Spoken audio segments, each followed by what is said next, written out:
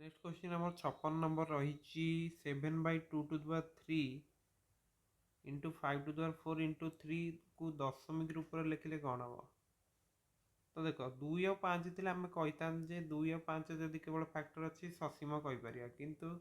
जेहेतु 3टा अच्छी यहाँ तुम असीम होगा असीम मान कंटिन्यू होगी चलो जेहेतु 3 पुणी अच्छी से पौनपुनिक हम है माने गोटे किसी सीरीजटा कंटिन्यू होगी चलो मनकर एमती 3 2 एमती जो रुए यहाँ कहते आमर पौनपुनिक है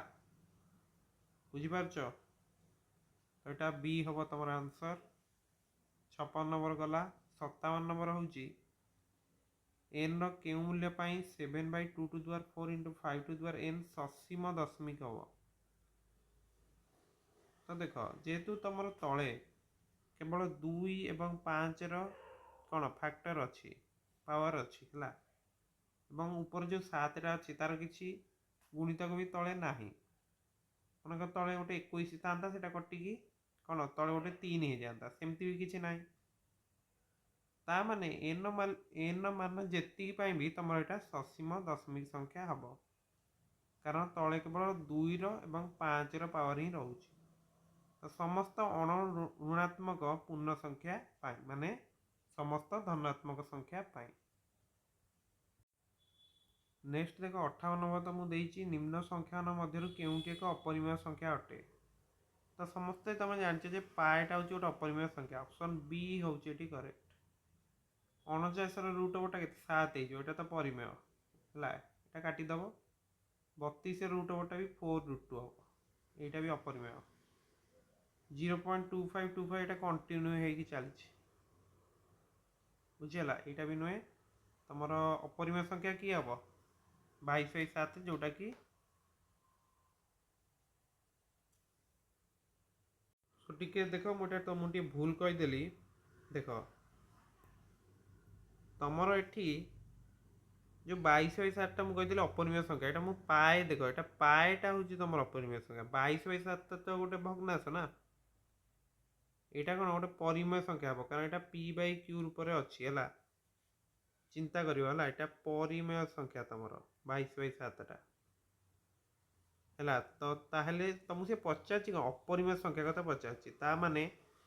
22/7 कौन परिमेय यहाँ काटिदेल 49 रूट ओवरटा 7 होता परिमेय यहाँ काटिदेल बुझीगला 32 रूट ओवरटा हो जाऊँगी 4√2 यहीटा देख 4√2टा हूँ तुम गोटे अपरिमेय संख्या बुझीगला कथाटी तुम ऑप्शन ए हूँ आंसर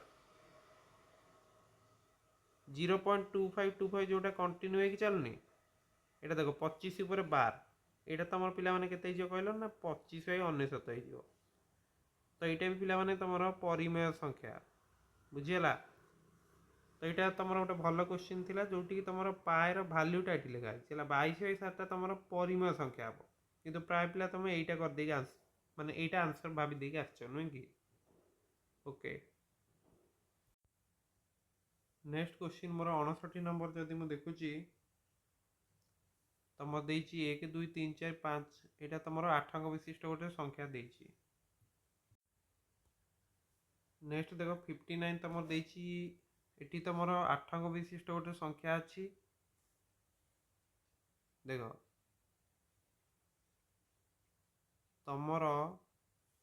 एथरू केते माइनस हम ना 1 2 3 4 5 6 7 ता माने यहाँ गोटे 8 अंक विशिष्ट देख आसीगला 8टा 1 नुहे कि तापर 1 2 3 4 5 6 अच्छी से 1 2 3 4 5 माइनस करिया नुहे कि ता माने ये तुम केते आसो एति तुम आसीज 6टा 1 आसो नुहे कि 6टा 1 एति तुम आसीज 3टा 1 12 1 गले तुम आसो 2टा 1 ताने प्रथम ये के 4 4 4 4 3 2 2 2 1 1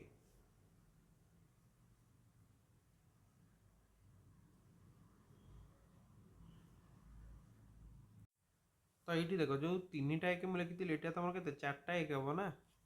तुम यहीटा जो गलापर के 4टा एक हम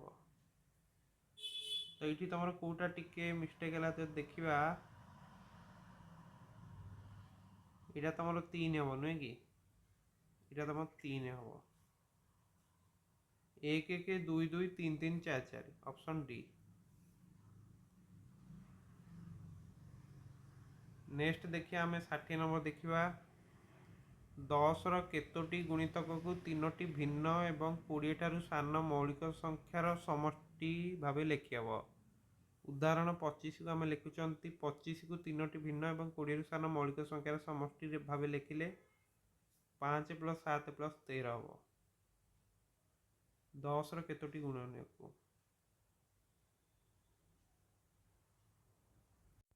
देख 10 गोटे गुणितक हूँ निजे 10 है ताकू लिखिपर 2 + 3 + 5 यहीटा गोटे प्रकार होगा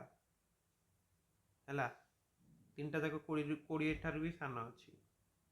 20 को लिखिपर कौन 2 + 5 + 13 एमती लिखिपर तो 20 भी तुम गला तापर जब हम देखिए 30टा लिखी हम कि जदि मुझे तुम 9 + 7 + 14 यहाँ तो हेनी कारण यहाँ तुम मौलिक संख्या आसुनी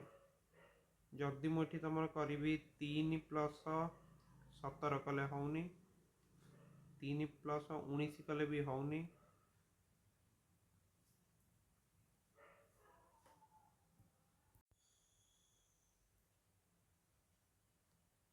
तापर जदि यहाँ गोटे कम करें मनकर मुझे 17 11 2 यहाँ हो जाऊँ 17 11 2 3टा जाक मौलिक एवं मिसिकी 30 हूँ 20 रु सान तो ये तुम 3टा गुणितक तो पलैला नेक्स्ट 40टा लिखी हम कि जदि मु 19 + 11 करी यहाँ होनी 10 हो जाऊँ नुहे कि जदि मुझे करी 17 + 11 12 होनी जदि यहाँ मुझे करी 17 + 19 36 हूँ होनी तो जेहेतु तुम भिन्न भिन्न संख्या देती से जो 19 19 2 तो आम नहीं पारे तो ये आम आंसर देख 10 को लिखिपारे 20 को लिखिपार 30 तो ये 3टी गुणितक को लिखी होची ऑप्शन सी होची आंसर बुझीगला। सो मैं आशा करुच्ची आम जिते भी सब क्वेश्चन आलोचना कले आज समस्ते बुझीपार एवं जदि भी किसी डाउट अच्छी तुम कमेंट कर कि टेलीग्राम ग्रुप में जॉइन पचारि पार सो तुम देखिपार तो बहुत सारा क्वेश्चन भी ग्रुप रे आसला सो समस्ते निश्चित भाव ग्रुप रे जॉइन तार लाभ पाई पार सो आम देखा नेक्स्ट वीडियो रे समस्त को बर्तमान तुम्हें 9th क्लास प्रति फोकस कर एवं डेढ़ मास पर पाखापाखि तुम 10th क्लास को मध्य जीव से निजर पढ़ापढ़ी भी आरंभ कर ओके एवं यही प्रकार जब किसी टी खराब होती चिंता करियार ना तुम नेक्स्ट 10th को तुम फोकस कर है 10th मैथ्स याठार बहुत इजी रहा ओके सो समस्त को बेस्ट ऑफ लक।